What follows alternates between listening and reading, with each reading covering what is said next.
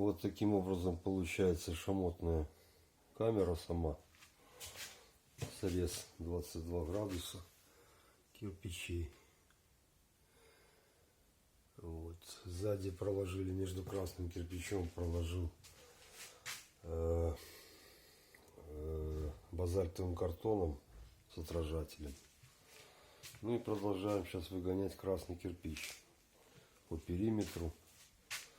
И на этом ряду уже будем ставить дверцу.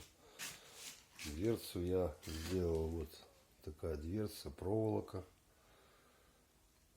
И замотана тоже базальтом обмотана.